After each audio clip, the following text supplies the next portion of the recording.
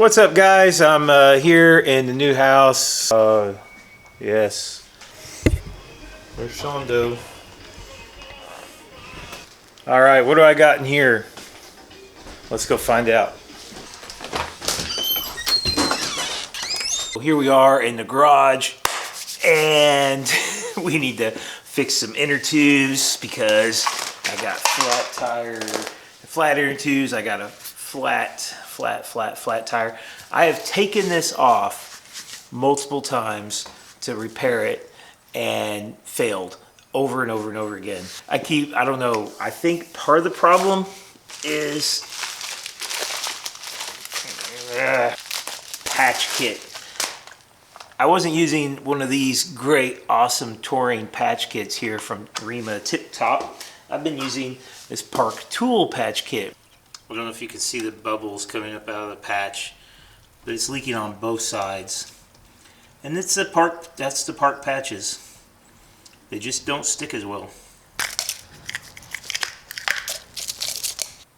In some ways, patching tubes is kind of stupid because they're not that much money. But I used to buy tubes for like $3, and now a tube is like $8. So I don't really want to just throw $8 away. This was a brand new tube. Now, I hadn't had flats all year. I mean, I hadn't had a single flat in thousands of miles. I rode across states without having flats. And then I was riding around this like, sort of like almost like a crit course at an airport. And I had a flat. I ran over a sharp rock and it cut my Continental 5000. I would have been upset about that, but the Continental 5000 that I had on there was like pretty old. It was like 2 seasons. It was definitely worn out. So I wasn't too upset about the Continental being worn out. I had another flat about 15 miles in. Was able to patch that one, and because I did have a patch kit with me, so I was able to patch that and get home. But the patch was leaking, and I found it flat the next day. So I went ahead and put a brand new tire on. Had to put a new tire on. And brand new inner tube. This brand new Continental inner tube, brand new Continental Grand Prix. Probably the second or third ride, I ran over a really sharp edge concrete on the bike trail over here at Ren Lake, and pinch flatted. So when you patch these things, you got to give this glue a little time to dry. Don't rush that. I honestly don't want to put this back in this bike. Because like I've done this so many times now. This is like the 3rd time I think I've tried to patch this tube, and either the patch popped off, or in that last case I've missed it. And I've patched several other tubes too. The one that's currently flat in the wheel is a patch tube that seemed to hold air fine.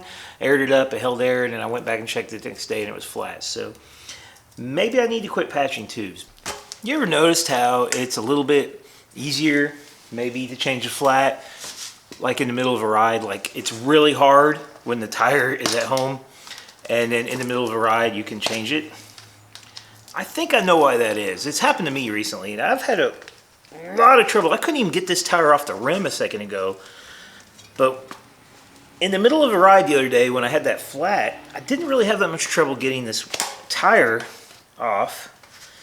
And I think the reason why is because it was hot. You know, you're riding a bike, the tires, you know, get kind of warm. It was a warmer day, and the tires stretch. So, you know, warm things stretch, cold things don't.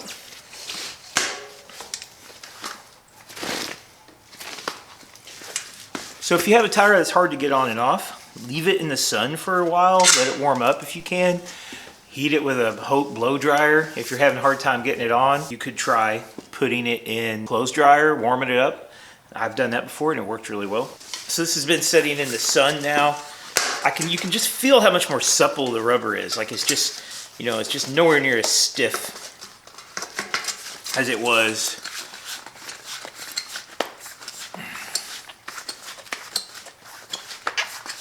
before it got warmed up. I think that's why I've had such a hard time in the past changing tires at home, but not when I'm out on a ride. This thing is super stiff though still. It's still hard to get on. Another pro tip, These rubberized gloves give you a lot more leverage on the tire. Prevents you from blistering up your hands. So when you're trying to force one of these over the bead, it gets to be a lot easier. Yeah, so easy.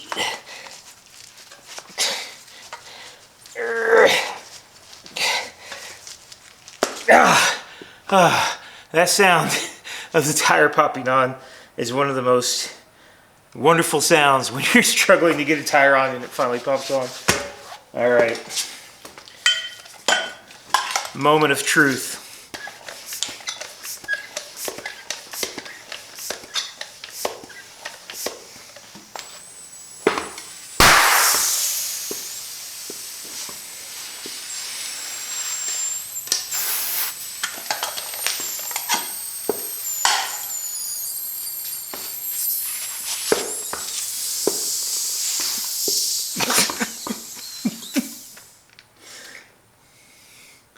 Well, that tube shot, literally. While you're airing up your tire, be sure to check occasionally and make sure that the tire is completely seated and no tube is sticking out the sidewall, or you might have an explosion.